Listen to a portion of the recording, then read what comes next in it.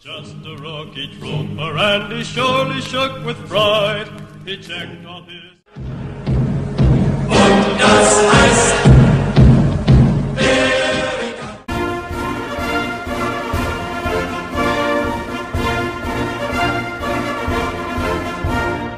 Eh bien bonjour à toutes et à toutes, bienvenue dans cette nouvelle vidéo. Aujourd'hui nous allons parler des forces belges libres dans le SAS, c'est-à-dire le Special Air Service. Les commandos SAS n'utilisaient pas que des soldats anglais, mais aussi des troupes venues des quatre coins de l'Europe, français, belges, etc. Aujourd'hui nous allons parler des soldats belges dans ces commandos. La première unité, le Belgian Independent Parachute Company, est créée en juillet 1942. Cette compagnie est commandée par le commandant Thijs, mais le 11 juillet, le commandant se blesse gravement lors d'un saut en parachute. Le capitaine Blondale prend sa place. Il donne un entraînement très efficace à ses hommes. Notre unité est stationnée à 15 km de Leamington Spa.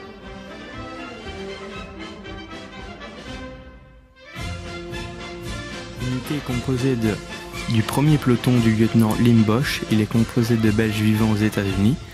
Du deuxième peloton du lieutenant Van der Heyden, ce peloton rassemble les évadés de la Belgique occupée et les membres de la Légion étrangère. Et le troisième peloton du lieutenant de Beffe. Le M est également un peloton mortier commandé par le lieutenant Kirchen. En août 1943, l'unité complète part pour Salisbury, en stage à la 6e division aéroportée. Un lourd entraînement commence, technique de guérilla, sabotage, instruction à la langue allemande, tir, combat de rue, etc.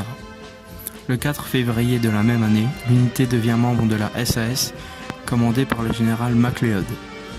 La brigade est composée de 2 régiments français, 2 régiments anglais et un escadron belge. Cet escadron comprend une troupe état-major, une troupe A composée des 2 et 3e pelotons, la troupe B composée du 1er peloton et du peloton mortier. L'unité s'installe au camp Loudon Castle en Écosse. Et là, elle commence vraiment à s'entraîner en mode commando.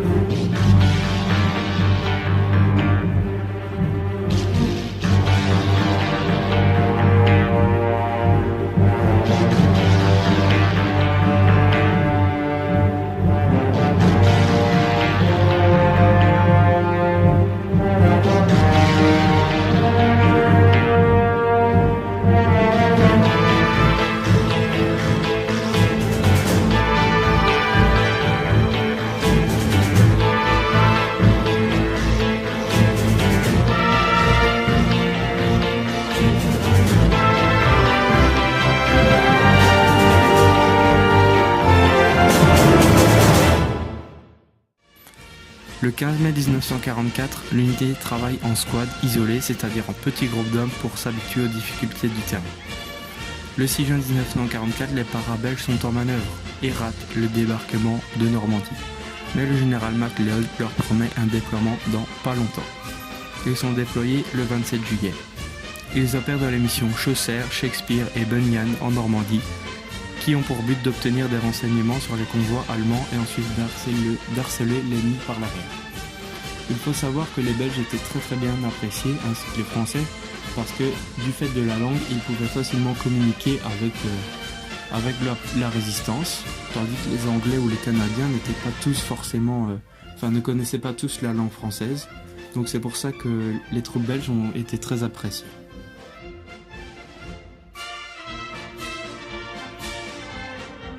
Les Belges sont équipés à l'anglaise, c'est-à-dire webbing anglais, tenue anglaise, Denison Smoke.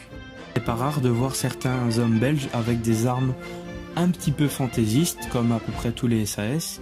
Donc il n'est pas rare, donc normalement je mettrai des photos à l'image. Un SAS avec un Colt 911, qu'on peut reconnaître à la plaquette de crosse. Un SAS avec une USM A1, là, beaucoup de SAS avaient cette arme, pas forcément des Belges. Sinon, la Sten, le Lee Enfield, le Bren, bref, pratiquement toutes les armes alliées.